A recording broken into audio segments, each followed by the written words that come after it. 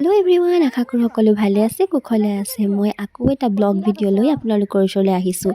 যোৱাটো ব্লগত মই আপোনালোকক দেখাইছিলোঁ যে ওচৰৰ ভাগিন এগৰাকীয়ে তুলনি বিয়াৰ 4দিনীয়া গা ধোৱাৰ কিছুমান নীতি নিয়মৰ দৃশ্য দেখাবলৈ চেষ্টা কৰিছিলোঁ। আৰু আজি 7দিনীয়া নিয়মবিলাক দেখাবলৈ অকণমান চেষ্টা কৰিছোঁ। আৰু এতিয়া গা ধুৱাবৰ কাৰণে পানী তুলিবলৈ অহা হৈছে।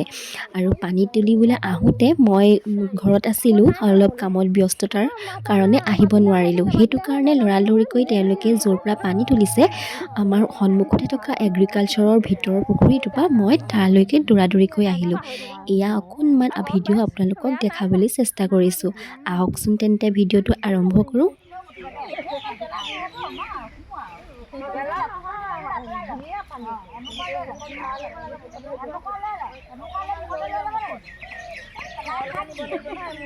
এয়া 7দিনীয়া বিয়াৰ 7দিনীয়া শান্তি বিয়াৰ গা ধোৱা পানী তোলা পৰ্ব।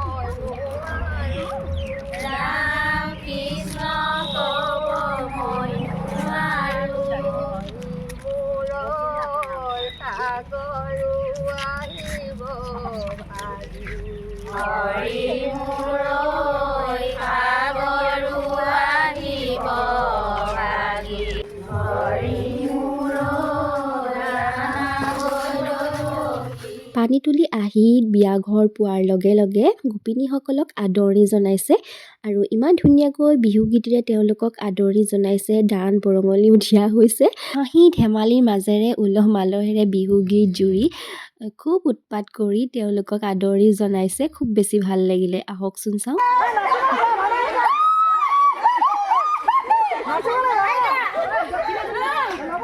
এইফালে দৌৰি আছে।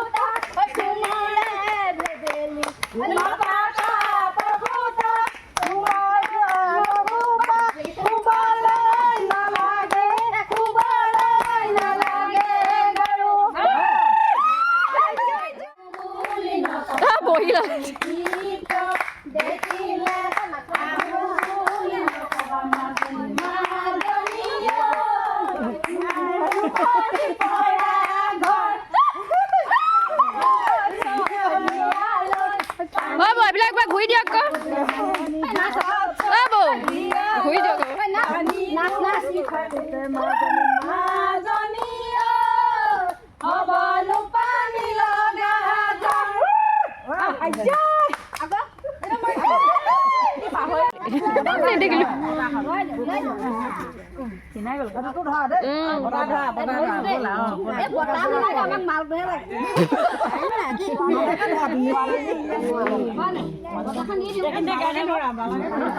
আৰু এইফালে টিকলি কইনাক গা ধুৱাবৰ কাৰণে মাহ হালধি ৰেডি হৈ আছে।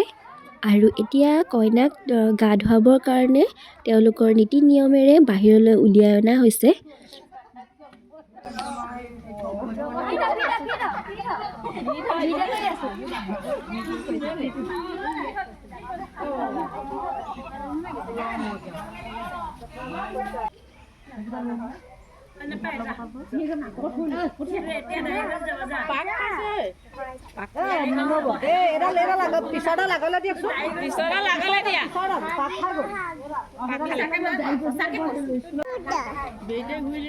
ৰ'বা অকমান ন অ' আইতাহে দেহা বেয়া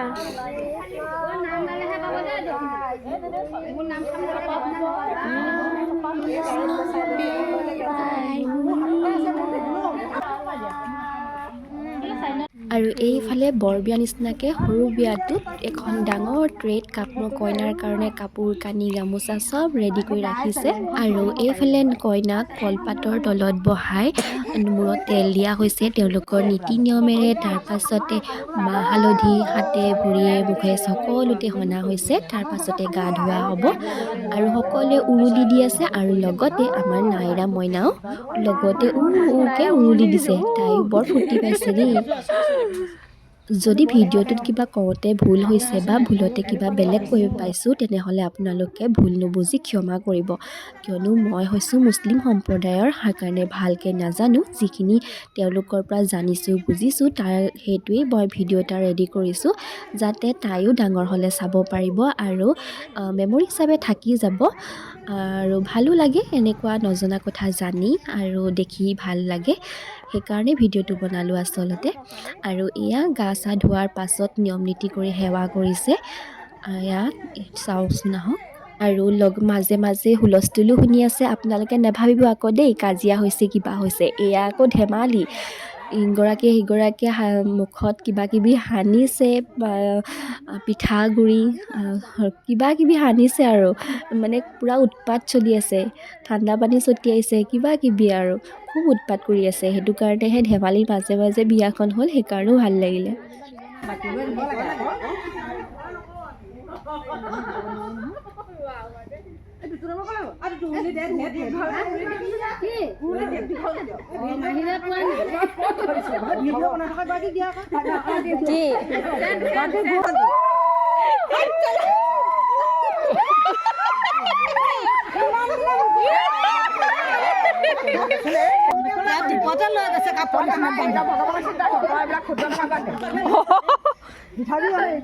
আমাক লগোৱা মানুহ আমি নিজে নিজে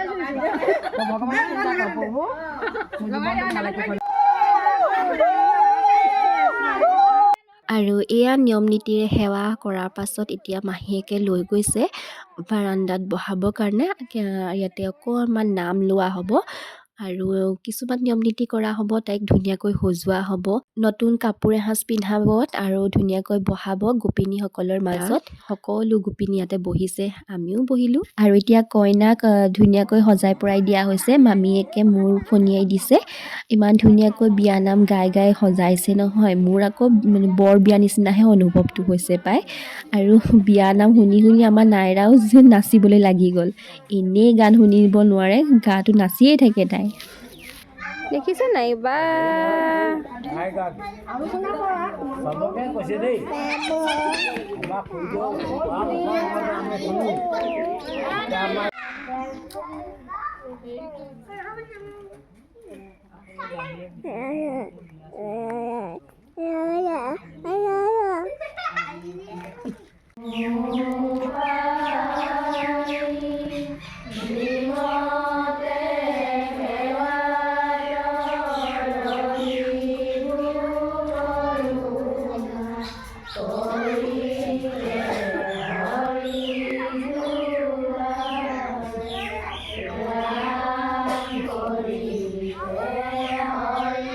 কইনাজনীৰ সৈতে সেৱা প্ৰাৰ্থনা কৰাৰ পাছত সকলোৱে চাহ জলপান খাই বিদায় লোৱা হ'ল। আৰু কেইখনমান ফটো মাৰি থৈছিলোঁ, তাকে আপোনালোকক অকণমান দেখালোঁ।